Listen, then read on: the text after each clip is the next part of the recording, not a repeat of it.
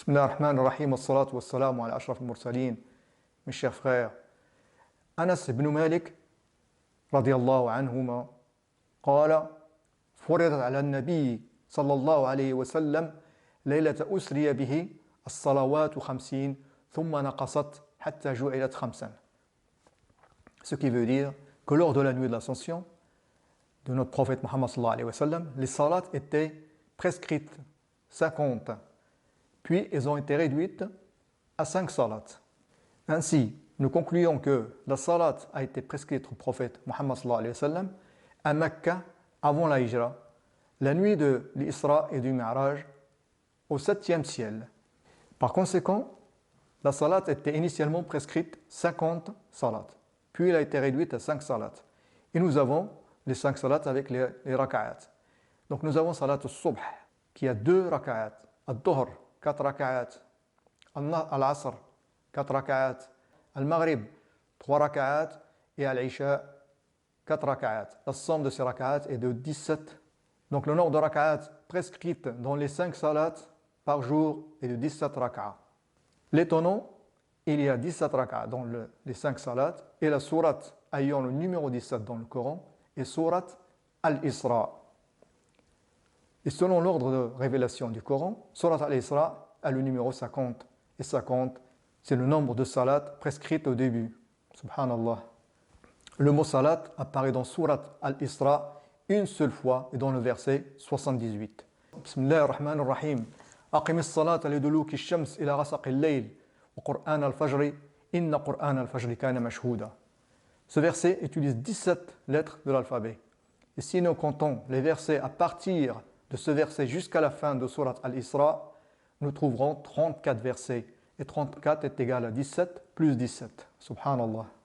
Le nombre de prosternations obligatoires sujoud par jour est donc de 34, c'est le double des raka'at, puisque dans chaque raka'a, il y a 2 prosternations. Et vous avez le tableau.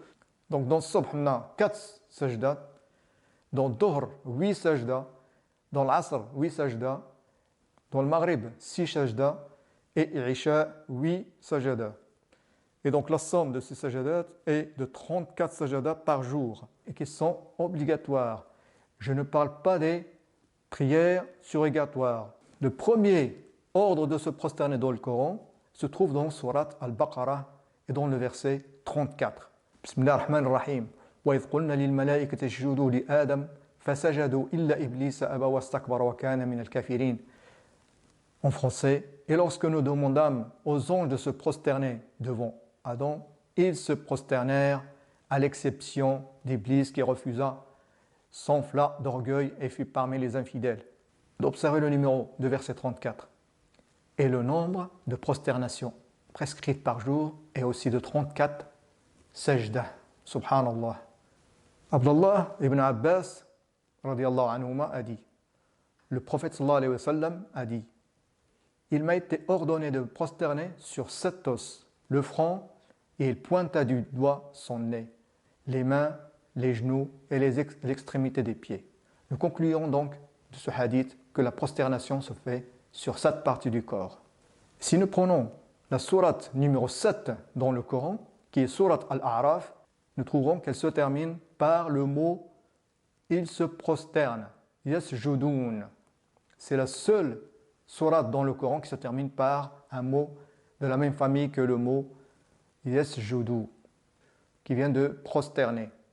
Le plus étonnant est que dans cette sourate, la prosternation est mentionnée 7 fois et dans 5 versets. Subhanallah. Donc nous avons les versets où on a les mots sujoud. Donc on a le verset 11, le verset 12, le verset 120, le verset 161 et le verset 206.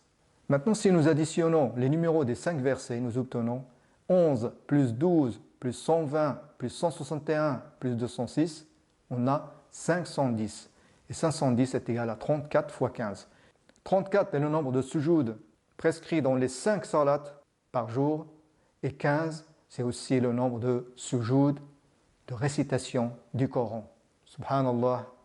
Wassalamu alaikum wa rahmatullahi ta'ala wa barakatuh.